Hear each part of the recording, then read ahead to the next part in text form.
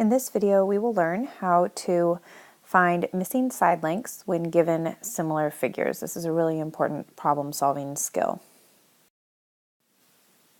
So if you know two figures are similar, you can find a missing side length by setting up a proportion to solve. You worked a lot with proportions in 6th grade. There are multiple ways to set up the proportion, but you have to make sure you're being consistent within the proportion. So let's look at what that means. So here we have two similar rectangles, and I'm going to color code the corresponding sides.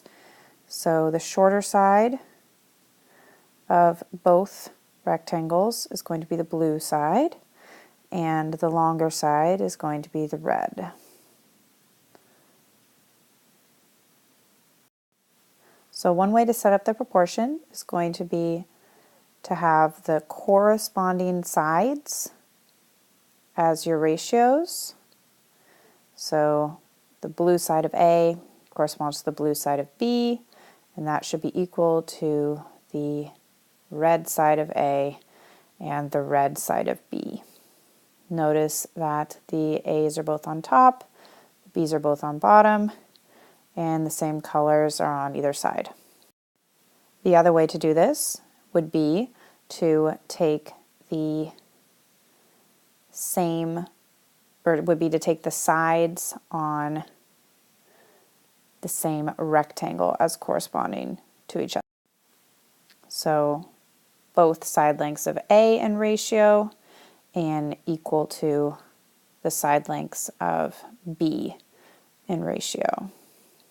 Notice here that the blues are together and the letters are together.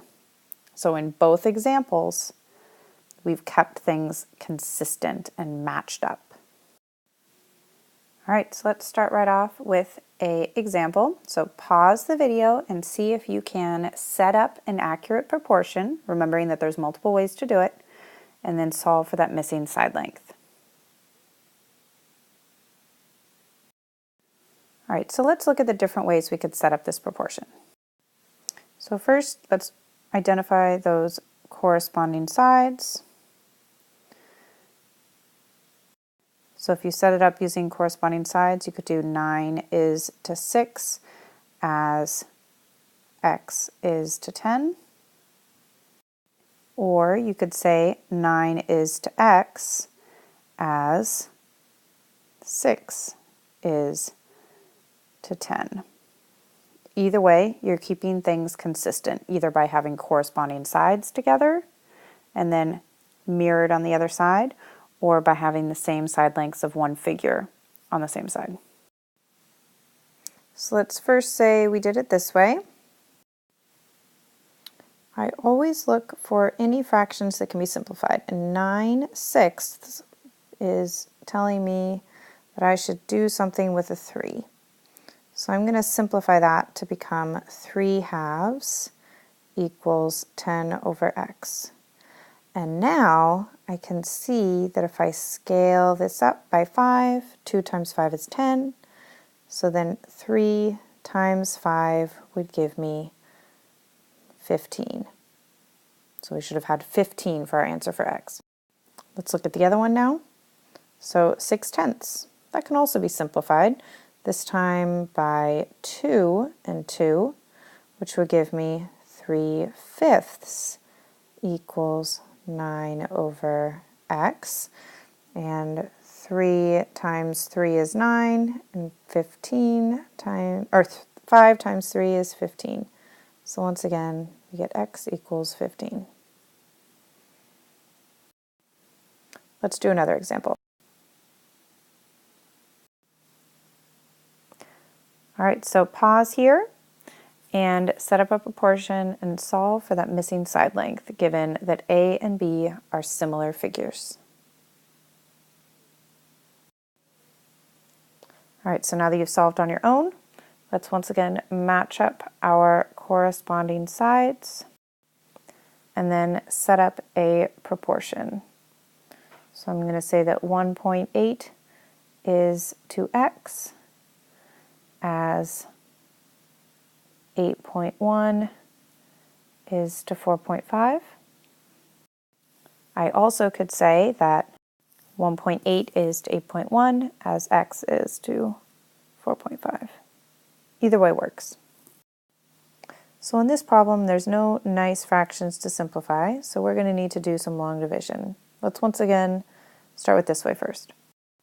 So I want to start by figuring out how many times 1.8 goes into 8.1 so that I can do the reverse going back. So I'm going to do 8.1 divided by 1.8. So as you learned in 6th grade, you're going to move the decimal place over a spot, move it over a corresponding spot here, put it there. So I'm now dividing by 18, so I'm going to make my list of 18s.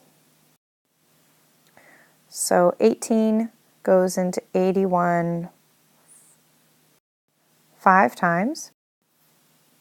Just kidding, 4 times with 72, giving me 9 left over.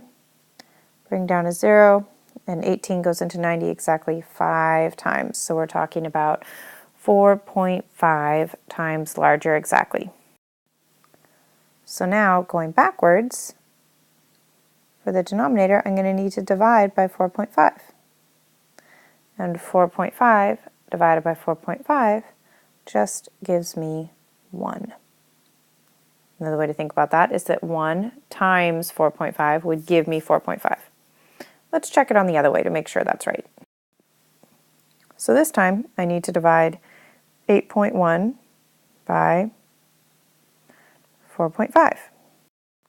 So once again I'll move the decimal, and 45 would go into 81 one time. 81 minus 45 gives me 46. Bring down a 0.